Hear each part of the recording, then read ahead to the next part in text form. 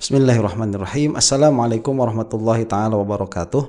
Alhamdulillahi rabbil alamin. Wa sallallahu ala sayyidina Muhammadin wa ala alihi wa sahbihi wasallam. Amma ba'du.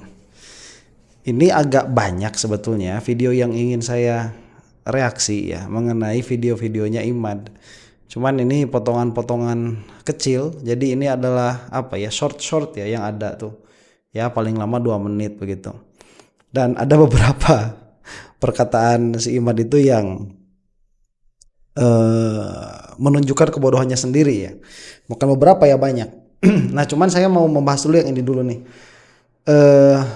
Ternyata Imad itu sudah tahu kalau dirinya itu didoakan su'ul khotimah.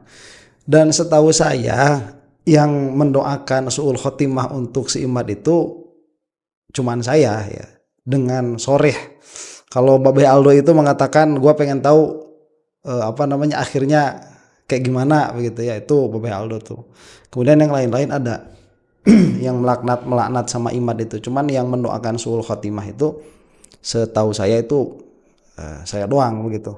Nanti kalau misalkan ada kira-kiranya ada teman begitu ya, tolong komentar di bawah siapa sih yang doain si Imad ini su'ul khotimah begitu. Nah, kenapa saya ini mendoakan si Imad su'ul khotimah? Karena saya itu melihat bahwa kekafiran ini adalah suatu hal yang menjijikan begitu ya, kekafiran itu. Jadi bukan aridho anil kufri. Ini nanti ada khilaf di situ dalam pengertian bahwa mendoakan seseorang mati di dalam keadaan kafir itu tidak menunjukkan kepada keridhaan atas kekafiran, tetapi justru malah menunjukkan kepada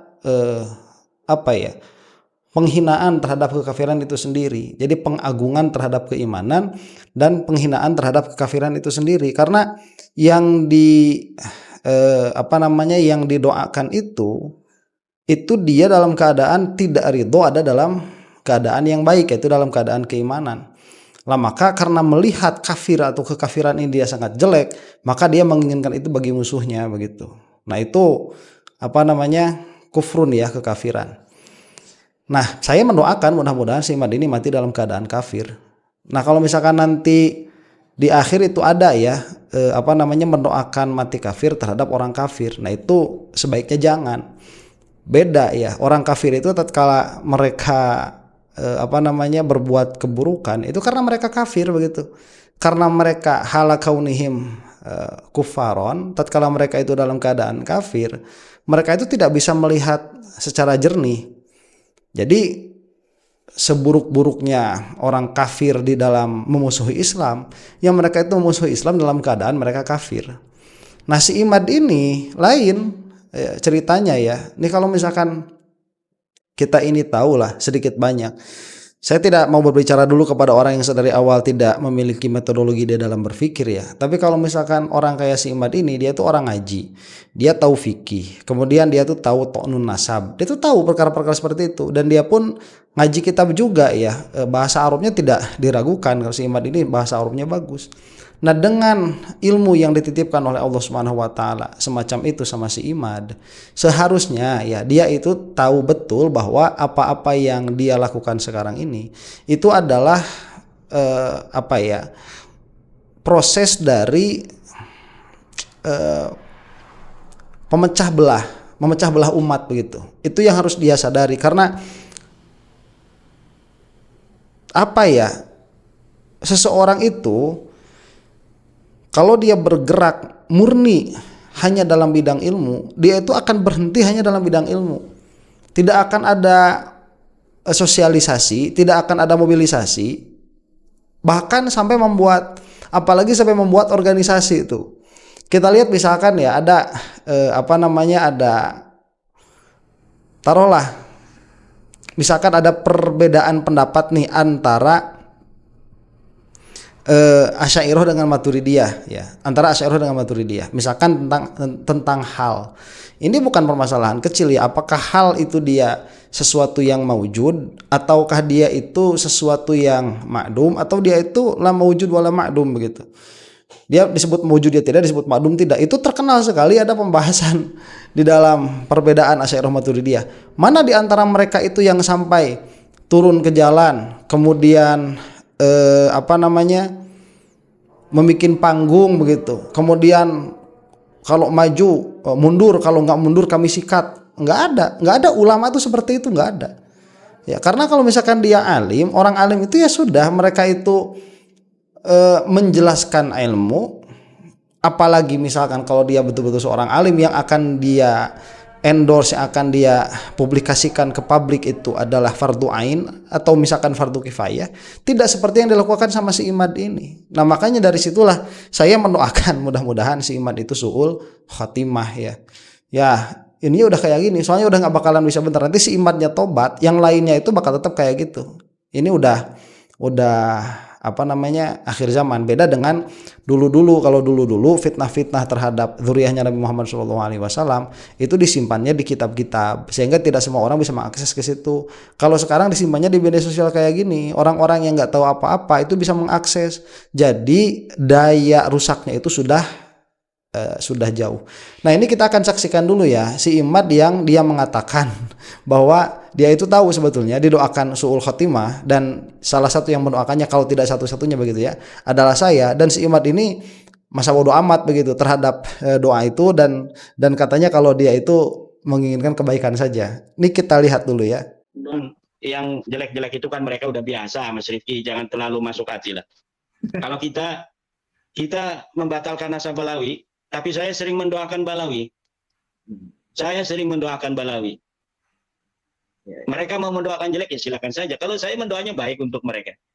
Coba, itu kan bahasanya dulu ya. Mereka mau mendoakan jelek silakan. Kalau saya mendoakan baik untuk mereka, itu kan di mulut. Jadi itu kan statement ya. Statement. Ini sebentar lagi juga bakal dilanggar tuh. Jadi doa itu kan sebetulnya dia apa? Dia itu tolab ya. Tolab apa? Dia tolab kepada yang lebih tinggi begitu. Jadi tolab, mencari, menginginkan sesuatu dari bawahan kepada atasan, minal adna ilal a'la, dari seseorang atau dari sesuatu yang dia itu lebih rendah derajatnya kepada yang lebih tinggi. Itu kan doa ya. Nah, jadi Imad ini katanya meminta baik untuk Ba'alwi, mendoakan baik. Dalam pengertian kalau mendoakan baik itu bukan cuma Allahumma berilah kebaikan begitu, bukan. Ya coba ya, ini ada hadis yang bagus. Di antara bukti kebaikan itu adalah apa? Ifsya'us salam. Dia itu bukti keimanan ya. Di antara salah satu bukti keimanan itu adalah menyebarkan salam. Menyebarkan salam itu dimaknainya salam dalam pengertian dia itu makna, bukan lafaz. Jadi kalau misalkan kamu itu sama orang lain bilang assalamualaikum, assalamualaikum, assalamualaikum, tetapi kehormatannya kehormatan orang itu direndahkan, itu tidak ifsya'us salam, itu tidak menyebarkan salam. Kamu itu bilang sama orang assalamualaikum ya, tapi sendal orang itu dipakai. Kamu namu ke rumah orang, kamu bilang assalamualaikum, tapi pulang dari situ kamu ngambil sendalnya. Itu enggak menyebarkan salam. Nah makanya Syekh Yusuf itu tatkala memaknai menyebarkan salam itu maksudnya spreading peace. Jadi kemanapun kita pergi, kita itu menyebarkan kedamaian begitu. Nah di situ. Nah kalau misalkan sekarang si Imad itu mengatakan saya berdoa bagus kok untuk Ba'alwi, tapi kelakuannya kayak gini begitu ya. Sebagaimana yang sudah tersebar sekarang diketahui oleh kita semua, itu mah dusta. Perkataan tidak sesuai dengan kenyataan begitu. Nah kita akan lihat lagi nih kedustaannya akan nampak agak belakang sedikit. Tetapi mereka itu terutama kibin-kibin ini ya yang dibilang atau dikatakan oleh Mas Rifki menjelekkan orang untuk su'ul khotimah segala macam. Itu saya yang mendoakan ya. Mudah-mudahan si Imad ini su'ul khotimah. Itu saya yang mendoakan. Itu tidak perlu untuk ditanggapi ya. Bagaimana segala macam. Karena sebentar, tidak perlu ditanggapi tapi ditanggapi, yaitu menanggapi namanya. Dan kalau misalkan kabar ini sampai sama si Imad, harusnya kabar saya menantang si Imad ini bahwa dia itu bukan ahlu sunnah wal jamaah harusnya direspon juga begitu ya kayak dia merespon ini kan saya tidak merespon, padahal merespon. Kalau tidak merespon nggak usah disebut begitu. Ini kan kayak si Abbas itu aja sama tuh. Jadi seharusnya begitu. Ini direspon harusnya. Ini tantangan bukan tantangan main-main. Jadi kalau misalkan si Imad itu sering ya, nanti dia akan mengatakan, saya ini sudah menulis surat, sudah menulis kitab anu. Setelah selesai saya menulis kitab, lalu saya upload langsung begitu. Nggak ada yang bisa membantah saya. Ya nggak penting buat dibantah juga begitu. Ya kenapa? Ya nggak significance. Dia menulis kitabnya tidak disorogan kepada siapa-siapa begitu ya, tidak disodorkan kepada siapa-siapa, tidak ada pengakuan dari dari ahli fan ilmu tertentu, dalam hal ini nasab misalkan. Si Imad itu menulis kitab nasab, tentang nasab ya. Itu langsung dia setelah selesai menulis langsung dia publish begitu, langsung dia sebarkan. Lah perkara seperti ini bukan kebiasaannya para ulama. Para ulama itu tatkala mereka sudah selesai menulis satu kitab, mereka itu suka meminta pendapat dulu dari orang lain. Ini sering sekali terjadi, kalau tidak semua, terutama ulama-ulama Nusantara itu. Itu kan banyak kisahnya. Syekh Nawawi Banten itu apalagi, beliau itu sampai disuruh dulu untuk mengkhidmat selama beberapa bulan tahun begitu, sebelum beliau itu diberi izin untuk mengeluarkan kitab ta'lifannya. Dan si Imad selesai sekarang langsung dipublish sekarang, itu mah penyebar hoax yang kayak gitu namanya, bukan penulis begitu. Dan kalau sekarang orang-orang misalkan jadi malas nanggepin si Imad ya karena si Imad juga gak pernah nanggepin tentangan orang begitu. Saya nantang sedari awal mengatakan bahwa si Imad ini bukan Ahlus Sunnah wal Jamaah. Dia itu piaraan apa begitu. Ya piaraan gak jelas orang ini. Orang ini ada pengetahuan ya, ada pengetahuan. Katakanlah di dalam beberapa fan itu dia itu ada ilmunya. Cuman kalau misalkan dia ini sebagai tonggak pertama Ahlus Sunnah wal Jamaah di PWLS begitu ya, saya tantang dia itu bukan Ahlus Sunnah wal Jamaah. Dia bukan Ahlus Sunnah wal Jamaah, dan seharusnya perkataan ini pasti nyampe juga sama dia. Cuma dia nggak mau menanggapi karena tahu levelnya dia di dalam ilmu akidah itu tipis sekali gitu, dangkal sekali. Nah, jadi si Imad ini begini, kalau misalkan dia itu secara seenaknya kan kelihatan akhirnya ya, apa bedanya nih si Imad sama saya misalkan. Si Imad itu dia nantang-nantang orang buat membuktikan, atau nantang-nantang Ba'alwi untuk membuktikan bahwa mereka itu adalah dzurriyyah Nabi Muhammad SAW, dan Ba'alwi ini tidak mau menanggapi secara apa-apa yang dipinta sama si Imad. Terus si Imad juga saya pinta buat apa? Buat membuktikan keaswajaannya. Kan akhirnya sama itu, minta proof ya, minta bukti. Si Imad minta bukti sama Ba'alwi atas keabsahan dzurriyyah Nabi Muhammad SAW. Saya minta si Imad untuk membuktikan keabsahan bahwa dia itu adalah Ahlus Sunnah wal Jamaah begitu. Dan itu kan gampang sekali untuk membuktikannya, dan saya nggak minta macam-macam. Kalau kamu itu mengaku hafal Al-Quran, saya minta bacakan Al-Quran itu dari juz 1 sampai juz 30. Kalau kamu itu mengaku hafal Sahih Bukhari, saya minta untuk membacakan Sahih Bukhari tanpa mushaf begitu, tanpa buku, tanpa kitab. Nah, kalau kamu mengaku Ahlus Sunnah wal Jamaah, saya pinta kamu bukti bahwa kamu itu Ahlus Sunnah wal Jamaah. Kan nggak susah, nggak ada DNA apa segala macam. Tapi ini kan tidak ditanggapi sama si Imad tuh. Ya apa bedanya? Cuman perbedaannya nanti begini. Si Imad ini di blow up terus, ya itu tiap hari selama 3 tahun tuh. Mana Ba'alwi bukan dzurriyyah Nabi Muhammad SAW, terus seperti itu. Tantangan saya sama si Imad itu nggak ada blow upnya. Kenapa? Karena emang nggak ada yang biayainnya begitu. Nggak ada yang biayainnya. Ini nggak ada sponsor. Masa nggak kelihatan pergerakan ini di belakangnya ada sponsor? Masa nggak kelihatan dari acara-acara yang banyak terjadi begitu? Ya kalaupun nggak ada sponsor ini bisa solid seperti ini, entah gimana caranya. Kalau di belakangnya tanpa ada pergerakan yang masif begitu ya. Cuman saya tidak berani menuduh dulu nih siapa orang-orang yang di belakangnya ya. Nggak mau cepet-cepet lah, santai aja, karena ini masih bakal lama nih permasalahan ini kayaknya. Itu udah biasa, bukan hal yang aneh bagi mereka mendoakan orang lain jelek. Rizik Syihab kan doa jeleknya banyak masih di YouTube tuh. Nah sebentar, itu sebetulnya bukan mengikuti Habib Rizik. Saya ini mendoakan su'ul khotimah sama si Imad. Itu bukan ngikutin Habib Rizik, bukan. Karena di dalam kitab-kitab ilmu kalam itu ada. Ya, itu ada tuh. Kalau misalkan buat Mu'tazilah, ahlakahumullah, mudah-mudahan Allah Subhanahu wa taala membinasakan mereka. Membinasakan mereka itu nanti bukan terhadap orang-orangnya, tetapi terhadap fahamnya. Itu kalau misalkan kepada Mu'tazilah. Terus kalau misalkan kita melihat di dalam Sahih Bukhari itu ada, kalau tidak salah itu Ibnu Abbas ya, yang mendoakan orang itu halaka aduwullah, itu malah disebut aduwullah, yang mana aduwullah itu bahasa untuk orang kafir. Itu pernah saya bahas juga, bukan ngikutin Habib Rizik per se begitu ya. Memang sebelumnya sudah ada para sahabat yang melaksanakan hal itu, dan kalau misalkan Habib Rizik mengatakan seperti itu, kalau misalkan memang Habib Rizik mengatakan seperti itu atau berdoa jelek kepada siapapun begitu, kemudian saya mendoakan jelek sama si Imad, itu bukan berarti saya ngikutin Habib Rizik. Enggak, karena memang ilmunya ada. Ya kalau misalkan si Imad sampai nggak tahu, ya kebangetan aja nunjukin kebodohannya. Itu bisa raja ilahi, semua itu kembali pada dirinya. Nah, itu tadi kan bisa kembali kepada dirinya. Nah, ini nih. Kalau misalkan tadi si Imad itu mengatakan saya itu suka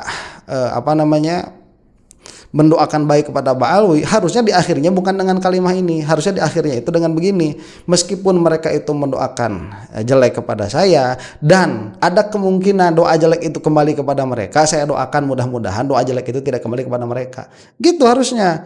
Ya, bukannya oh ya udah nanti doa jelek itu kan suka ngikutin Habib Rizik, nanti doa jelek itu akan kembali kepada mereka. Itu mah doa juga sama doa jelek. Tolol. Itu udah kontradiksi dengan perkataan sedari awal. Ya, yang mana pada akhirnya nih ya, perkataan itu dia ibarat apa ya? Dia ibarat air yang ditimba ya. Dia akan mengeluarkan apa-apa yang ada di dalam kolbu, di dalam hati. Kalau saya itu begini, kalau saya tidak suka sama orang, saya bilang saya nggak suka sama orang. Saya bilang musuh saya ini dua, satu si Gurgem, dua si Imad, itu doang, yang lainnya nggak ada yang lainnya itu. Ya kalau misalkan Netanyahu begitu, oh itu Netanyahu gimana? Ya itu mah udah lain lagi urusannya, itu mah udah kufar ya, orang-orang kufar seperti itu kafir harbi, itu nggak usah dijelasin. Itu udah demikian keadaannya, ya kafir harbi itu nggak usah dijelasin, itu udah demikian adanya. Orang kafir harbi itu ya kafir harbi. Sudah selayaknya secara syar'i begitu kita itu memusuhi itu bil qalbi wa bil jasad wa bil lisan, kalau misalkan kita bisa itu ya. Nah, kalau si Imad ini lain, spesies lain, si Guru Gembul juga ini spesies lain ya. Spesies lain. Ini mereka kerusakan yang ditimbulkan oleh mereka berdua ini minimal secara simbol ya.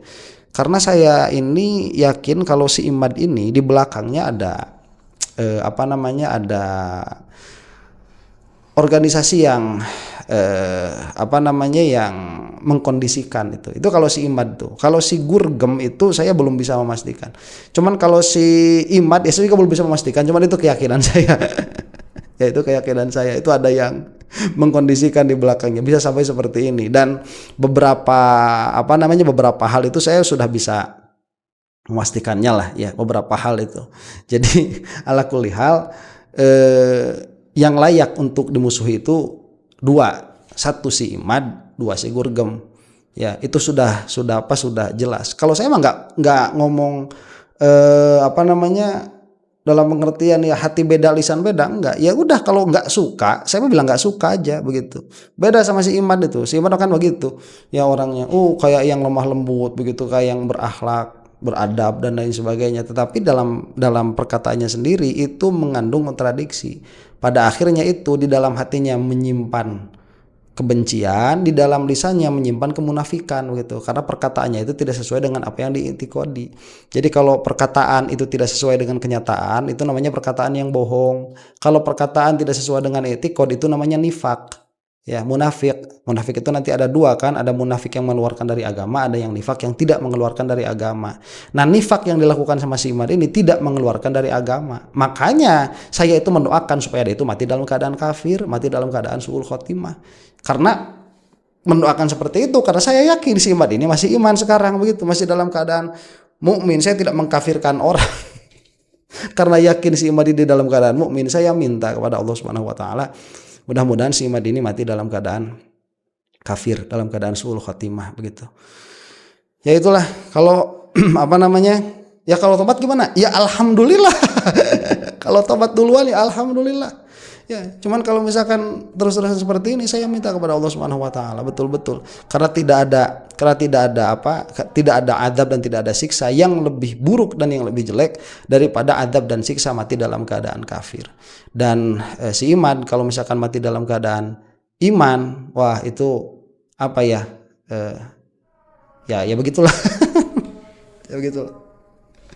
Ini mudah-mudahan video ada manfaatnya sedikit banyaknya begitu ya, untuk memberikan perspektif lagi lah, dan untuk tidak ada kata-kata lain begitu yang bisa kita berikan, yang bisa kita ucapkan. Kalau bagi saya doa itu dia sudah hal yang paling kuat ya di dalam melawan sesuatu sebesar ini begitu. Yang ngomongin si Imad tiap hari muncul di YouTube, kemudian tiap hari diundang keliling-keliling seperti itu, ya gimana kita mau ngelawannya ya, susah begitu. Nah makanya mungkin perlu besok lusa mah kita itu mensinergikan lah. Kalau misalkan kejahatan itu dibalut sedemikian rupa dengan organisasi bisa maju seperti ini, ya mungkin kebaikan itu kurang nizamnya, kurang sinerginya. Allahu taala alam bisawab. Assalamualaikum warahmatullahi taala wabarakatuh.